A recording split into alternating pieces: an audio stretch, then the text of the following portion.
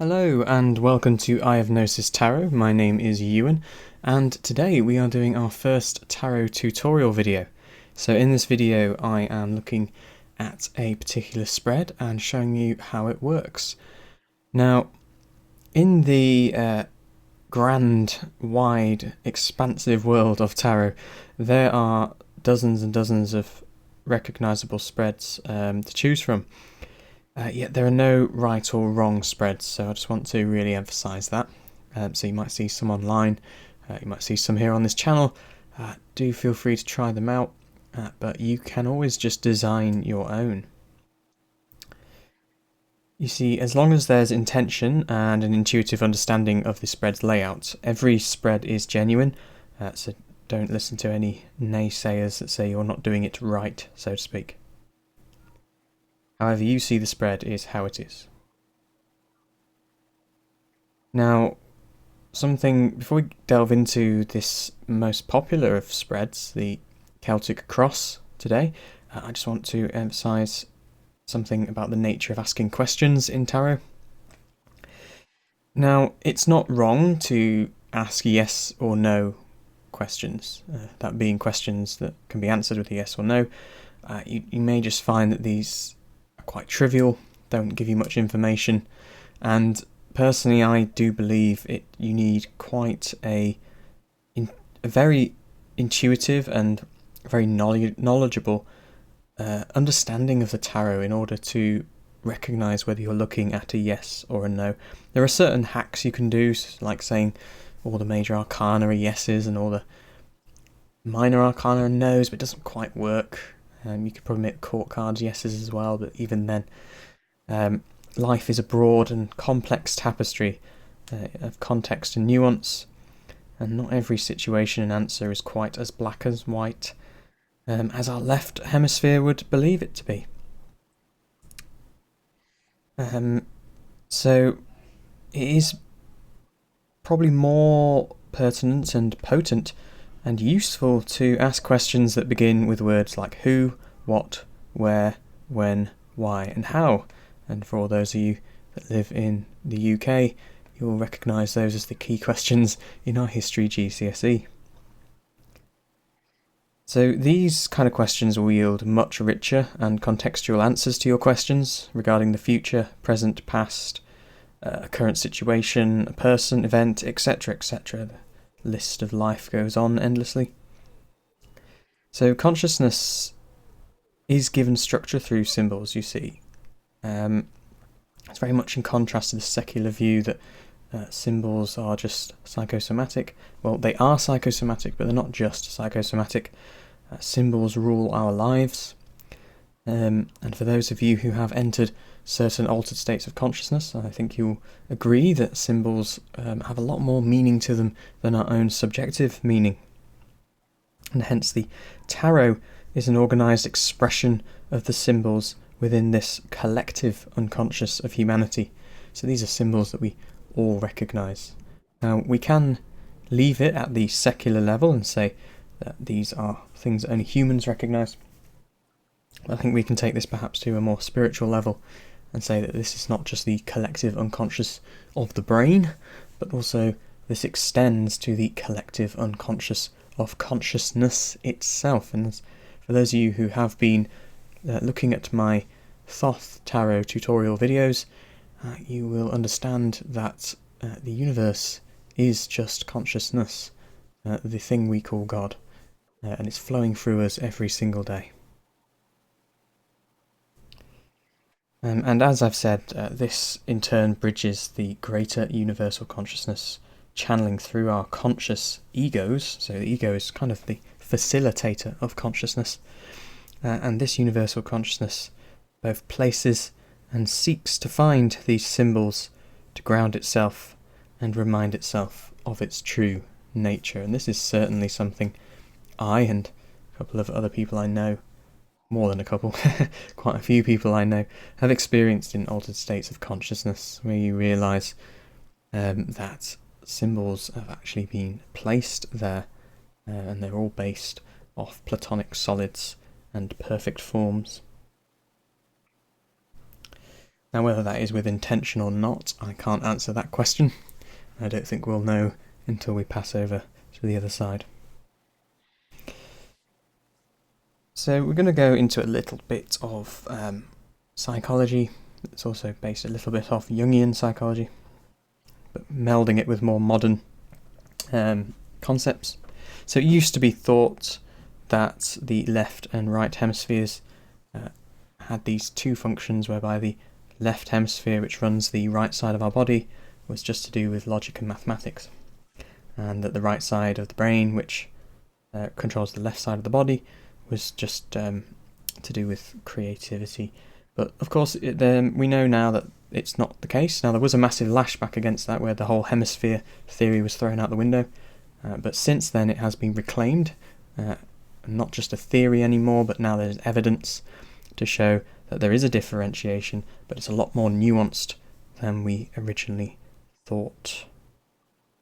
And I'm just going to go into how the ego relates to the hemispheres, and then this will explain how the two hemispheres are actually working from the evidence that we currently know from neurology and psychology. So our ego is present in both hemispheres of the brain. It's the sense of I, the necessary structure of us, and this is self-evident. It's one of these things you don't really need to prove. I am thinking, I am me, I believe I am me. I'm sensing that now, and you're probably sensing that too, unless, of course, you are suffering from some sort of mental health illness that may fracture your sense of self. And this, of course, can be shown in brain scanners, where we see both hemispheres lighting up when participants are asked about themselves. And, of course, this structure of us is itself one of the most potent symbols of the universe. I think, therefore I am. And when we look at the Atu 15, the Devil card, we go into a lot greater depth on the concept of the ego and the sense of I, and Lucifer's fall from grace, because the ego is essentially Lucifer, the light of God, the torchbearer, the facilitator of consciousness.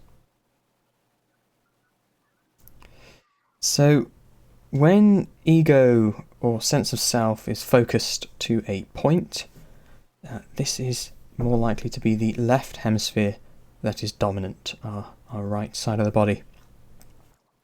We've discovered that this hemisphere is concerned with survival, stability, and also, because of this, a very black and white way of thinking, as I hinted towards at the beginning of the video. And it seeks to order and control to keep its body alive. And this is why in the past it was conflated with the sense of logic. And it's kind of one of those things where it's not wrong but not right either. There's a logic to the right hemisphere as well. I think logic in the more kind of straightforward, so-called rational way of thinking, one could argue narrow-minded way of thinking, is the left hemisphere. So the left hemisphere is, by definition, the narrow mind. It's a very Gemini kind of sphere of the brain. Now, meanwhile, when we look at the right hemisphere, this is more of a dispersed ego as opposed to a focused ego, and is much more concerned about the bigger picture, expanding the imaginative possibilities. So not imagination as such, but the possibilities of imagination. And it exists to connect the dots that the left hemisphere has brought up, and recognise patterns and, of course, non-duality. And again, we can see why this was seen as the creative side of the brain in the old hemisphere theory, because it does seem to share a lot of the qualities of creativity. Now, that's not to say that the left brain is not creative. It is. It's just very narrow in what it creates. So then, if you use an example of this, if you wanted to consistently produce something to the same level of quality, to make clones of whatever it is you're making, then you're probably using a left brain. However, if you want to be a bit wacky and try something new, put some new bells and whistles on whatever you're making, or just make something completely different, then it's probably your right hemisphere which is kicking in. And we do tend to find that left-handed people do tend to be more, in quotes, creative than right-handed people, but that is sort of a pseudo folk psychology, and I don't know whether there's actually any evidence in that. It's just something that tends to have been passed down amongst peers and friends and the general social order.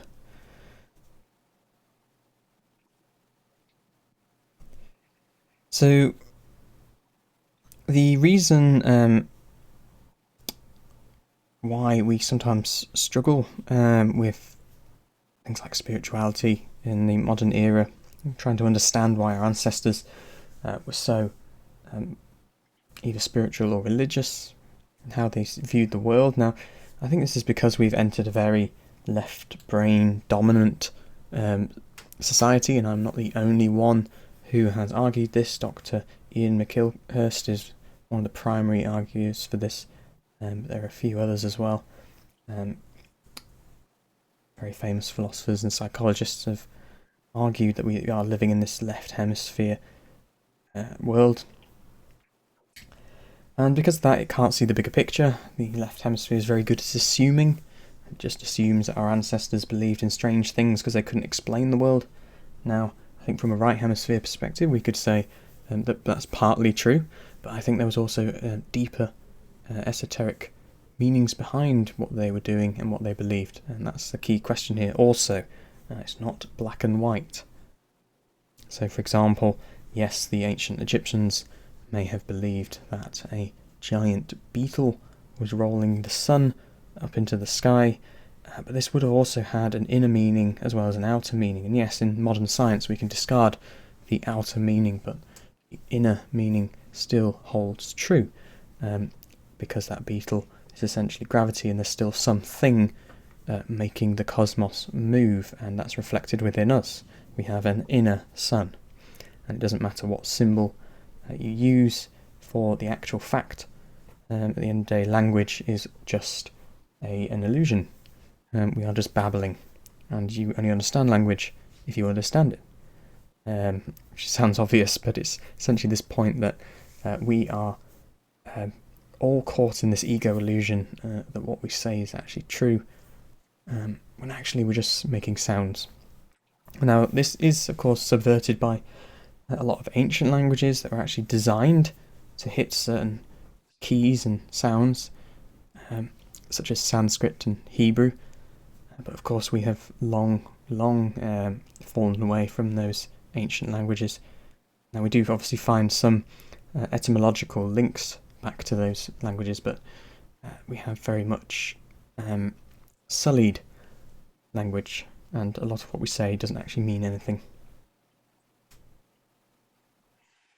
So in this modern left brain way of thinking, survival has become paramount, secured by a structured education, political systems, work, and social doctrines, and of course money. And this is something that's happened ever since the dawn of civilization, and it's just got worse and worse and worse. So we could say that our ancient hunter-gatherer ancestors were perhaps either more right brain dominant, or at least had both hemispheres in balance, but I think as soon as agriculture began, we have slowly been wiring into the left brain to the point where we find it very difficult to escape the left brain. And we see this in how art and abstract ideas have become a luxury, or at worst seen as an abomination in the face of ordered hierarchies that we've seen being built over those past 5,000 years, if indeed that is how old civilization is. And this means we are immediately born into a world where the left hemisphere is cultivated, prioritised, and lauded over the right hemisphere. And I mean, we even saw this in the past, where there was this horrible practice of making left-handed people right-handed, and where we get the word sinister from. Sinistrus means left hand. And of course, anyone who knows basic neurology, neurons that fire together wire together, and of course if we're prioritising the left hemisphere, from birth, we are creating a society of left hemisphere people. And we are starting to discover that even things like autism, eating disorders and OCD are very much based in the left hemisphere, with evidence from people who have had strokes in the left hemisphere, and suddenly a lot of their autistic traits or their eating disorder has completely disappeared, which is quite amazing. And also certain mushrooms out there, don't want to upset the YouTube algorithm, with a certain chemical in that is got the same structure as serotonin, have been shown to connect the brain up, and that therapeutic doses of these mushrooms have been shown to be able to alleviate symptoms of depression, OCD, eating disorders, and also increase creativity. So here we see the two hemispheres wiring together and talking together finally. So what has this all got to do with the tarot? So because we are left hemisphere dominant in our modern civilization, this so-called secular world, it means that the tarot is approached with skepticism, suspicion, and of course revulsion by both religious and scientific communities. And this is because the tarot is inherently a right hemisphere orientated device, a tool. And it is because it is essentially the whole universe expressed through a set of artistic symbols. And when we go through the Tree of Life and the rosy cross, which I'll just show on the back of the cards here in the rosy cross there. And actually, I'm going to put the Tree of Life down too. There we are. Now, when we look at those in future videos, we will see that they represent the entire universe through symbols. Although I will say that the Tree of Life does bring in some of that left hemisphere kind of pinpointing things, because I think it's just a diagram that helps express how the universe is structured. I wouldn't say it's exactly how the universe is structured, especially from certain altered states of consciousness I have been, where I've been trying to traverse the Tree of Life and realised it's not 100% accurate, but it's certainly more accurate than any other model that we have. Of course, putting aside other models that are parallels to it, such as the chakras and the Yggdrasil of the Nordic pantheon. So, because the tarot is inherently right hemisphered, it requires us to enter this more intuitive and expansive aspect of our minds, this more Sagittarian quality, and not to demonise it as our secular or orthodox left hemisphere is wont to do.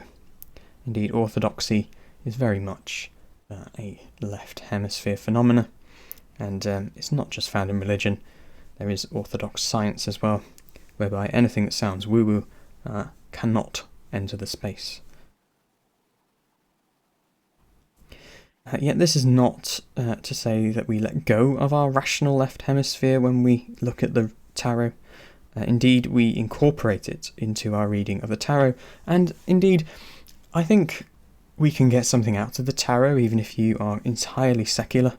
And you're probably not watching this video if you are, but if you stumbled across it and you've actually made it this far into the video because you're open-minded, I think it still has benefit to it, the tarot, in that it can be a purely psychological device without any of the divination or spirituality applied to it. And it is essentially wiring our two hemispheres together. And I have certainly found that since reading tarot, I have found a lot more motivation, creativity, and broader ways of thinking. And it really helped with just everyday mental health. And I'm not talking about illness here, I'm just talking about just the drag of life. So, why is the left hemisphere important if it's so against this way of reading the world? Well, essentially by knowing the details of each card and checking in with the wider context of the question and the other cards in the spread, we are using a whole mind. The left and the right are helping each other, and we're using a whole mind to reach a more discerning answer. When we come to the Queen of Swords in my Thoth Tarot series, She really does embody this lovely union of the right and the left hemispheres. And funnily enough, she is holding the ego in her hand as a severed head.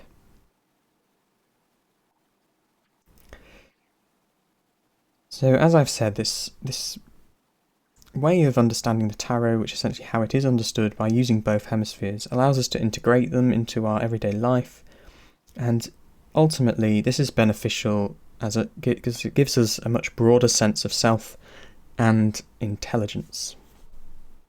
So like I said, even if you're not into the metaphysical qualities of the tarot, or simply use it as a reflective psychological tool, it is a brilliant medium by which to expand one's thought processes, and also to integrate shadow aspects within ourselves and wider society. And it's because these often get exiled into the right hemisphere, which can become unconscious in a very left hemisphere dominant world. So that is a very broad introduction into the concepts of tarot and the tarot readings. And now we're going to get into the actual purpose of this video, which is the Celtic Cross Spread. And I have put a timestamp to this point because you may not want to listen to all the gumption, or you already know it. And if you don't know what gumption is, it's essentially a Yorkshire word for stuff, motivation. So this is the Celtic Cross Spread, and it's one of the more popular arrangements of divination, as we've said. And it is essentially a more detailed version of the standard past, present and future card spread, but it adds more context to the question. So to put that into context, that's past, this is the present, this is the future. And then we're going to go into what on earth all these other cards mean. Oh, I just knocked the Prince of Wands. Let's stay there. So what are these more in-depth questions and dimensions? So essentially they put more context to the question at hand, advising the querent through potential obstacles, hopes and fears, the environment around them, as well as conscious and unconscious influences regarding the question. And what I've done here is I've actually recreated a genuine Celtic Cross spread that I've done in the past, and this is to help answer the question, what should I do about my love life at the moment?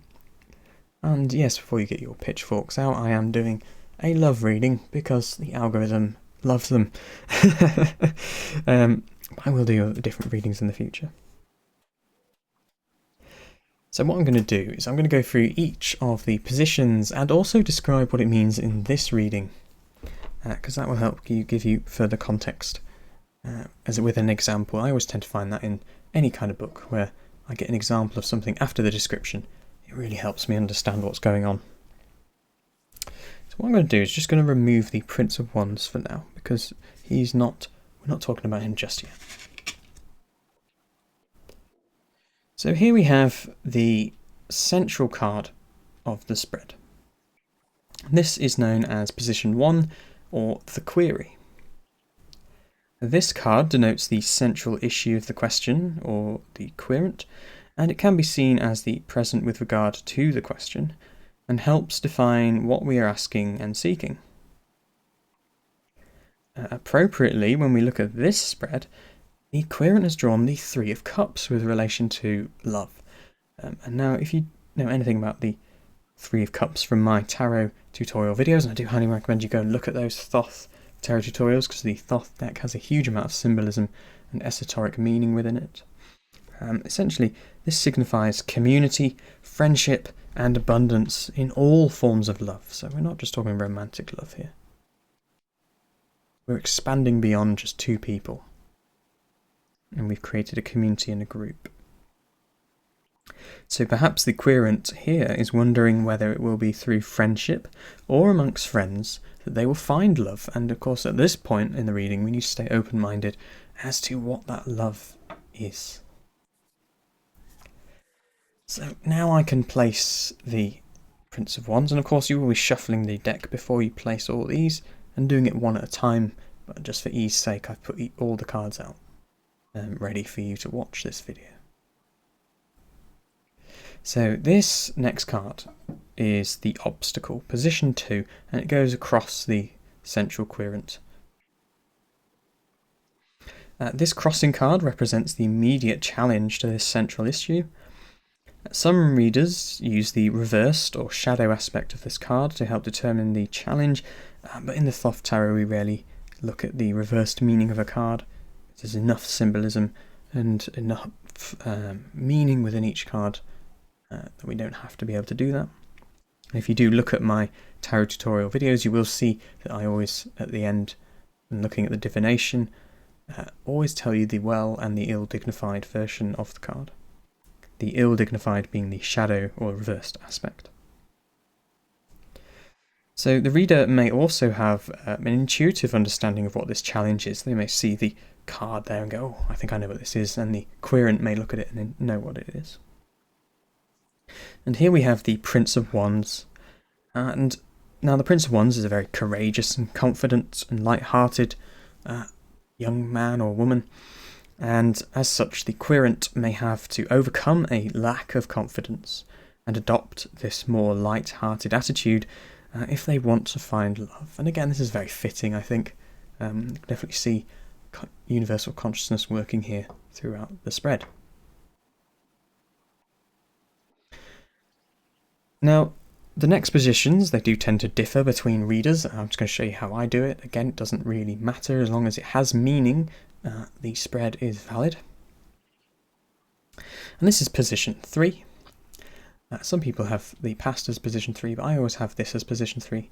And I'll tell you why, actually, before I move into it. It's because when I do these cards, I essentially say, it's something I know, something I don't know, something I know, something I don't know, something I know, something I don't know, something I know, something I don't know, something I know, and something I don't know. And as we go through each of them, you'll understand this kind of pattern of knowing and not knowing. Now, being the conscious, of course, I know about this, just as I knew about the central query, but didn't necessarily know about the challenge. And this card shows us what is in the forefront of the querent's mind. Position 3, the conscious. It helps further define the query and adds context to it. And once again, we have a very appropriate card for this reading, and it is the Hermit, suggesting that the querent feels lonely and or has spent a lot of time thinking about their isolation and not having a partner.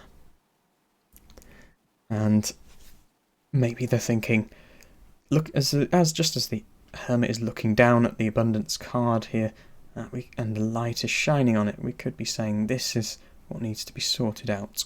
We need to find some friends and be confident amongst them. So another aspect that we don't know is the unconscious, which sits below the cross. This card represents the unconscious feelings behind the question and the consciousness. It shows us what is driving the issue psychologically, what could be said to be in the shadow, or just the unconscious, and can help us reflect on what the querent is actually seeking and asking, if it differs very greatly from the consciousness and the query. So if these two just do not seem to make sense to the querent, this card may show the origin and the roots of what is going on. There's a bit of dust there, get rid of that. So here we have the Sun, and this is a major arcana, so we've got 2 major arcana already. And the Sun represents joy, light, and brand new beginnings, and thus the card here tells us that the querent may feel ready to love another and allow their sun to shine.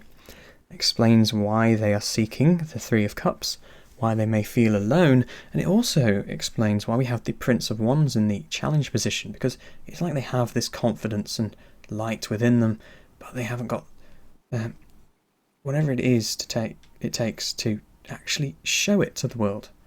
And when we look at the Prince of Wands in my Throught Tarot series, you'll understand there's a lot of imagery associated with Helios, the sun god of ancient Greece. He wears the same crown, and if you just look at the colours, he's very much embodying the sun. The lion is a symbol of Leo, who's ruled by the sun, and he is on the chariot of Helios, which was said to pull the sun across the sky. It would also make sense why this is a court card and why that's a major arcana, because the major arcana is always underlying the situation in any reading, and the court cards tell us about the person, and the minor arcana give extra details. The next position is another one that we do know about, even if we're not clear about it, and that is position 5, and this is the near past. Now, of course, when we talk about the near past, each individual reading has a time context, and it will be unique to that context. For example, I could say, what's going to happen to me in the next year? This recent past could be quite far back, therefore, but if I say what's going to happen to me in the next 5 minutes, this could be the last 5 minutes. So this card shows us what may have occurred in the past and that led to the current query, and or events, people, feelings, thoughts that are influencing the present. Now in this spread we have the Wheel of Fortune. I think this is another fantastic card for this spread, as the querent may have or felt that they had either ill or good fortune regarding their relationships in the past. Alternatively, or it can actually be the same, they may have been putting their love life to chance, just hoping that they will meet that special someone one day. Pardon me. And the Wheel of Fortune is very much the universe just giving itself a spin to see what happens next. And now we come to the next position, position 6, the near future, which again is time context to the reading, and only really the querent will know when this happens. And this represents the events, people, feelings and thoughts that may occur in the next few days, weeks, months or even years regarding the query. For example, you may say, well, how's the year's near future? Well, if I'm asking about my life, this is going to be the near future in years, because whatever's going on up here might be decades in the future. And of course, like I said, this will be evident in the time context of the original question. Here we see the 7 of Wands, implying a great effort has been made, yet it has yielded very little results. So I am feeling a bit sorry for the querent here. They've been trying, they feel alone, they've got all this confidence they want to shine to the world, and they've really been trying. They've put up a fight. And this could indicate that perhaps the querent is investing a lot of time and energy into finding love, or a specific way of finding love, like dating apps and not getting anywhere. And this kind of success that they're getting is marginal at best. This card is very much the Pyrrhic victory card. And we could also refer to the fortune card here by seeing that perhaps leaving things to chance is just simply not working. And that has been the cross part of the spread, and I know in one YouTube channel he calls this the dove, and I quite like that, but I just call it the cross. And then we're going to go up to the column, or as that gentleman calls it, the serpent. I call it the column, and it does look more like the way I do it at least, it looks like a cross as well. So we're going to look at position 7 down here, and oh dear, got probably the most difficult minor arcana in the entire deck, the Ruin card, the 10 of Swords. And this is the advice, but can also be how the querent sees themselves, which often is a form of advice.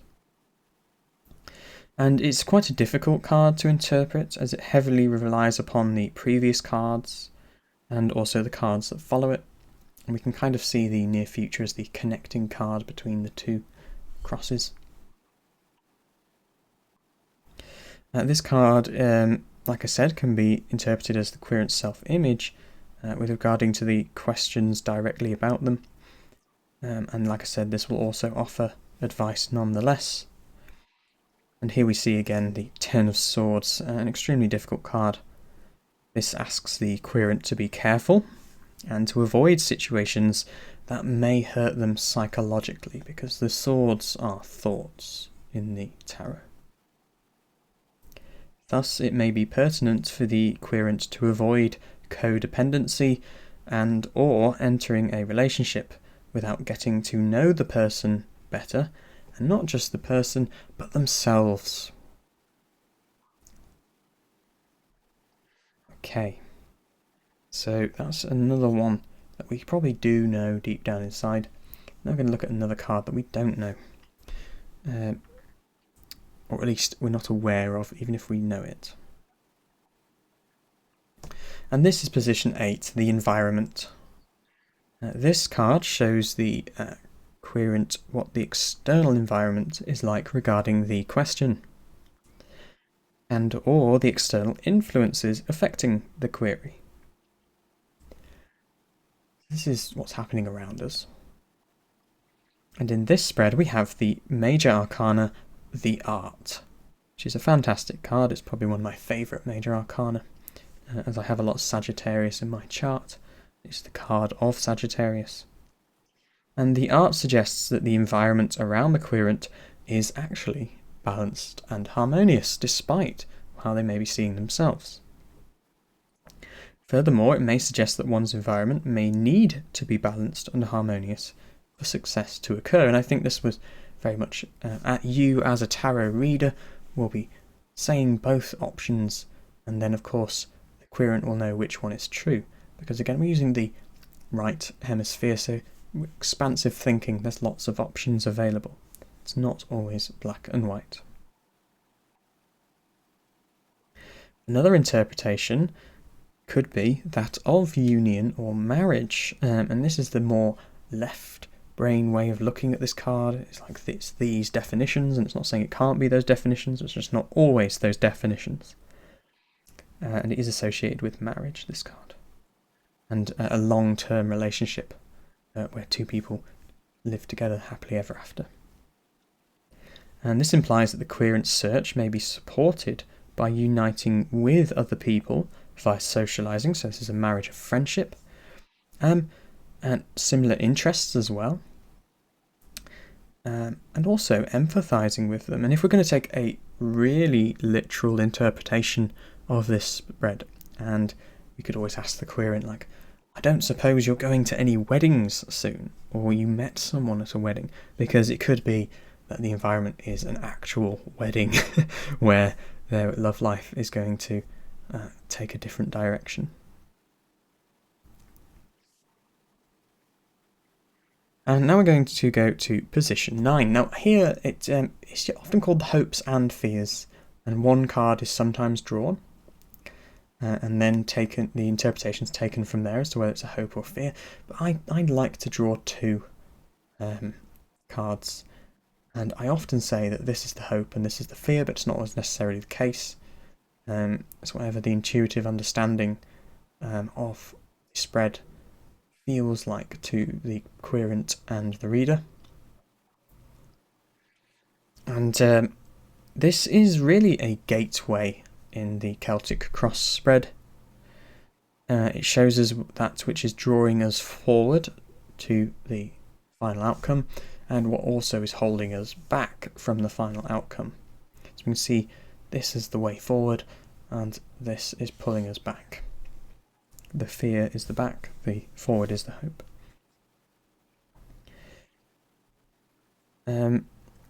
So like I said, you can just draw one card, but I tend to draw two.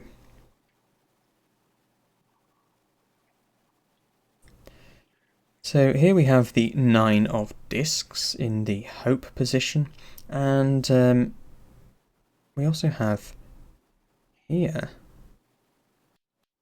3 of wands in the fear position. Now they're both very well dignified cards. They're very easy to work with, both these cards. We have a 3 and a 9 after all. However, we will explain why this can also be a fear. 3 of wands, which is virtue. But we'll start with the gain card, the 9 of discs. in the hope position, and this is very apt for this reading as it suggests that the querent wants more from life and may think and feel that love will grant them this sense of fulfillment. They want to reach that 10 of Pentacles, or 10 of Discs. Conversely, we have the 3 of Wands in the fear position. So what does it mean for there to be a fear of virtue? And this may imply actually there is a fear of the unknown and anxieties regarding failure. They want to stay virtuous. They don't want to fail. And again, I think these are both very apt cards for this reading and show universal consciousness flowing through the cards. And almost finally, we have the final outcome, position 10. Sometimes seen as the far future card, the outcome sums up the entire spread and returns us back to the point of the original question. So it really does link all the way back to the first card in a cycle.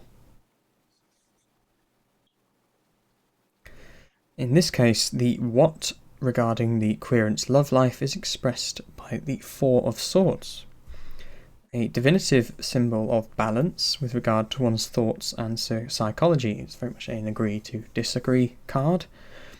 It's not balanced in its most dignified state as it is in the 6 of Swords, but it's still better than a lot of the other Swords cards. Do go and look at my playlist for these Swords cards in the future to understand why they are such a difficult suit to work with. So in effect here we have an advancement of the art card here, although I will say that the environment is probably better than how the querent thinks that things are going to turn out. And here it suggests inner balance and outer balance are key to the querent's search for love. So to put things bluntly, we need to get our affairs in order in our mind, create this sense of, you know what, it will happen when it happens. I don't have to overthink this. So it's very much this compromise in the mind, and that's okay. Learning to accept themselves as they are and the current situation at hand may also be implied here regarding the obstacle and the consciousness. Once again, we're talking about that agree to disagree. Stoic, well, not quite stoic. I'd say stoic in its most well-dignified aspect, agree to disagree in its least dignified aspect, just accepting things as they are. The querent has been advised not to allow themselves to open themselves up to exploitation, which is a very difficult Swords card, down here in Ruin, and also Heartbreak. We can see the heart there being pierced in Tippereth. And as well as moving away from putting things to chance. More structure here. 4s are structure in the tarot. It may be worth relaxing a little bit, as we've seen here with the Sun and the Prince of Wands. And not expecting too much from love-seeking at this moment. And really just getting ourselves out there.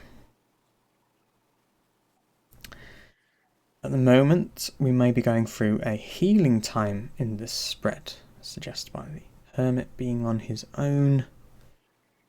And the querent may benefit from being by themselves and creating harmony in their inner and outer world. And this is very much the purpose of the Hermit, as going into the desert to bring harmony to his life. It is then that we are more likely to find like-minded people and partners who will not exploit the querent and or the fear the great sun-like love that they have to give here. You know, we need someone in our lives who accepts us for who we are and what we are. Now, I did say that was nearly the final card because there is an optional position here, and this is the Shadow card, which is at the bottom of the deck that we pulled this spread from. So essentially, if I had just pulled the spread I'd have my cards here and flip it over. Oh, just knock the camera there. It's getting a bit dark here as well. So what does this mean, the shadow card in the Celtic Cross Spread? So it is of course optional, and essentially this card denotes the shadow aspect of the reading and can be seen as a warning or the devil's advocate regarding the query at hand. The exact interpretation of this card differs from reader to reader and reading to reading. It is often read as the reversed position of the card, and I certainly do that sometimes just for ease. If I don't quite understand why we have a shadow card here, like what does it mean, I sometimes look at the reversed meaning, but often I have an intuitive understanding when I see the card. And like I said, do go look at my videos of the Thoth cards and you will see the ill-dignified aspects in divination that will really help with the shadow position. So here we have the Queen of Cups, and it warns the querent of tendencies in love that are expressed by being too passive. The querent and or their relationships may be defined by sensitivity and neediness sometimes, and they may also be a little clingy, although I think that's sometimes more the Princess of Cups. And it really is about asserting oneself in relationships rather than being this passive and reflective no thing in the relationship. Here we're being really asked to have a balanced position and really own who we are. So that has been the Celtic Cross Tarot Spread. I'm sorry if the visual quality has got slightly worse over the video. There's I did have a beautiful sunset outside my window, and I thought I'd have the video before it went down, but then some massive clouds have just come overhead, so it's become dark despite it's not being the end of the day yet. Thank you so much for watching this video. It's been a very long one, but necessarily so. And if you did enjoy or found the content here useful today, please do hit that like button, as it really does help the channel. And I do this as a hobby, so I don't have a lot of time, and it's going to be wonderful to see your support. And do subscribe to the channel as well, and hit that bell icon for a varied amount of videos that I do. Not very varied at the moment, but it's going to get more varied. I think the primary thing I am concentrating on at the moment is I'm going through the Thoth Tarot deck, explaining each of the cards and going into really deep depth within each card as well. So do go and have a look at those videos. I also do readings for each of the zodiac signs, collective readings, and of course more tutorials like you've seen today. So please do hit that like, subscribe and bell icon, and I will see you again in the next video. Thank you so much again. Peace be with you all, and goodbye.